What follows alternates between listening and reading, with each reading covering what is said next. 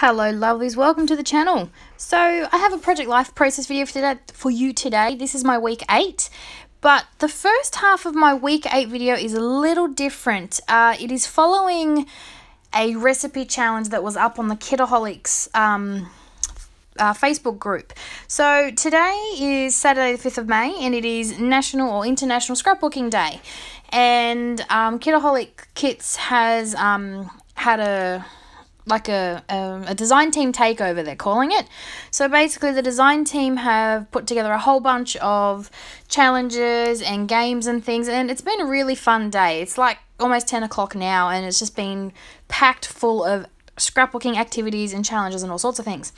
And this was one of the challenges. The challenge was a recipe challenge, and I can't find my little poster where I put everything on it, but from memory it was 5 enamel dots or bling, 4 die cuts or ephemera pieces, 3 pattern papers, 2 wood veneer, and 1 stamping element.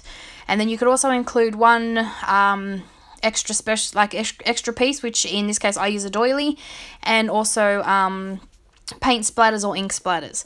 So I thought, and the challenge was open to anything. It was a scrapbook layout, a traveler's notebook, anything you wanted. So I thought I'd attempt to do a Project Life's page.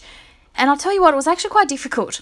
Sticking to just those 5, 4, 3, 2, 1 elements was actually really hard, especially me when I just love to throw bling around. But I managed to do it and I was really impressed with this. So yes, as you can see, I'm going to cross it off as I go. So I've used my 3 pieces of pattern paper. So I've got 1 piece for my title card, 1 for my journaling card, and then 1 piece behind the photo of my niece because it wasn't quite up to speed, like up to size, because it is a FaceTime screenshot. So yeah, I think I do all right with this. And then of course I do the right hand side, and you know, I'm only sticking to the left-hand side because I know there was no way I was going to be able to follow this recipe on a double page. It was next to impossible. So yes, I did my title card side, and I actually did manage to stick within the parameters. I was really impressed with actually being able to do that. So I've done my title card. I kept it nice and simple. I've used one of my wood veneer allowances for that because I have a few of these wood veneer weeks, and then I've just gotten an alpha to put out week 8. That's what I'm up to. I'm trying to crank these out because I've been printing off photos, and I really do want to get caught up. Already this year I'm ahead of where I was last year. I think I'm up to like week 5 in last year's album. Yes, I know, absolutely terrible, but yeah, we'll work on that later. So now I'm adding some gold splatters. I just felt like adding some splatters, and gold goes with everything, I figure. So I grabbed it off my shelf. I actually had it down because I was using it on a project yesterday, I think, which is the first time I've used it in a long time. So that's pretty much my title card. I've also used a pre-made DIY embellishment cluster, but I have counted all those pieces individually. So there's 2 pieces of die cut there, and there's another little wood veneer. So that's my 2 wood veneer done, and 2 of my 4 pieces of die cuts that I can use. So as you can see already, I've used up almost half of my supply list on just my title card alone. So it is hard to stick to the bigger the project you try to do, but it was a lot of fun.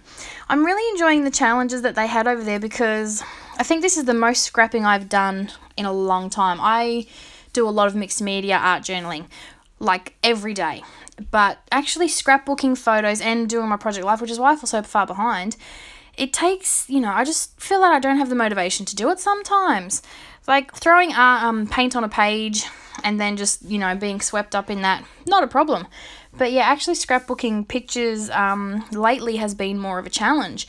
And that's what I've loved about these challenges and games that were up today, because the parameters were already there. I just had to meet them. So like there was a recipe challenge, there's a bingo challenge, there's tic-tac-toe challenge. So all the parameters are there. They've given you all the supplies to use, and you just make a layout out of it. And already I think I have ideas for 3 other layouts to do today for 3 other challenges. I've actually got them all set up on my desk ready to go. I've got my photos, I've got my ingredients that I need to use. It's really great for getting the motivation, getting the mojo flowing, and getting back into it. So that is what I've really enjoyed today. and actually feeling motivated to do some scrapbooking again. So it's been a lot of fun. National Scrapbooking Day, you gotta love it. So as you can see, I've used two more pre-made little clusters.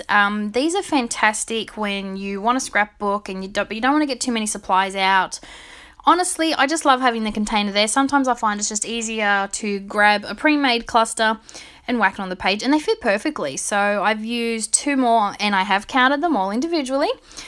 And then that left me with a filler card that I didn't really have much left on my recipe list to use. So I thought it would be quite a challenge.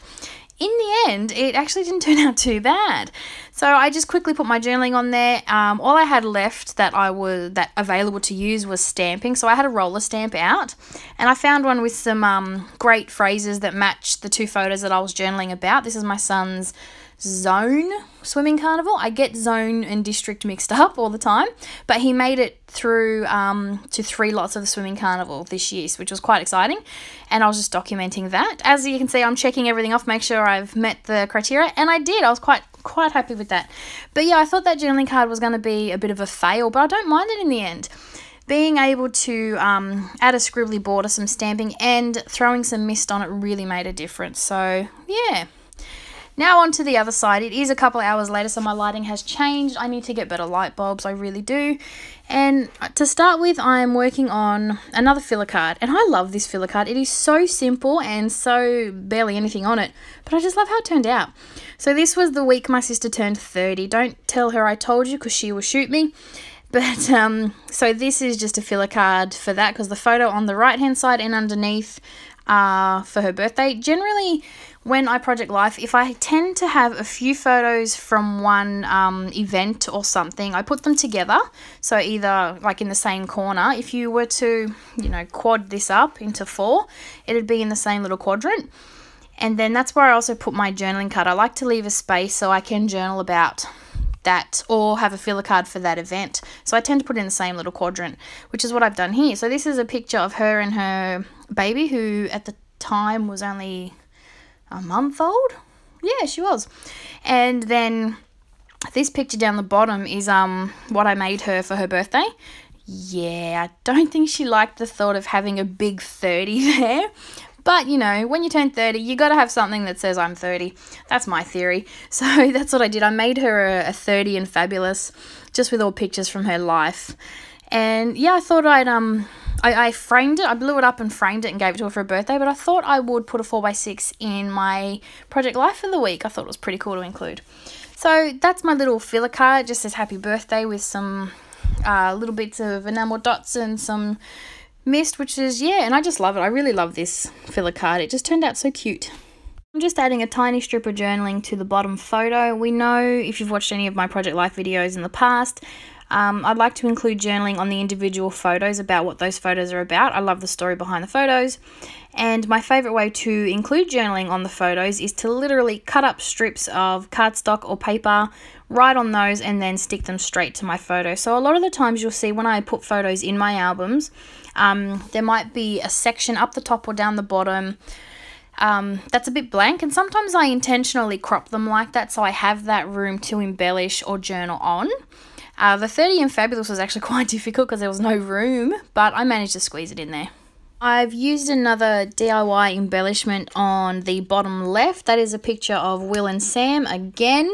I actually put a picture of the two of them on the left hand side of this spread, but I also happened to scrapbook that photo as well because it was a cute photo, and I did this. It was actually I think it was my last 12x12 video that I did, and yeah, so I put that in there twice, but oh well, the photo's there, the photo's scrapped.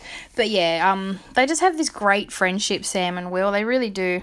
And I love including pictures of the two of them because as Will gets older and Sam gets older, they're going to look back. Well, okay, Sam's not going to look back, but Will is definitely going to look back on these and remember the friendship he's had with his best pal. So I love including these photos.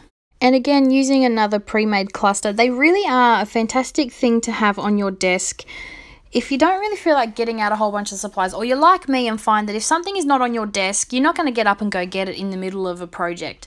So having these pre-made, not having to go through my supplies and make them up as I'm scrapbooking really, really helps. And if you make them fairly generic and give yourself plenty of room for journaling, you'd be surprised how how often you can use them. So the one that I used down the bottom was just one that said happy with a little tag. And I just wrote on there how Cooper loves to play with my hair when it's all fluffy. So I definitely wanted to include that for when he's older to remember. So just going to add a bit of journaling to my last 2 photos. This picture of me in my lovely green jacket that Will likes to call my Slimer jacket. He thinks I look like Slimer when I wear it. And that's it for my week 8. Thanks for watching, and I'll be back real soon with a new video. Bye for now.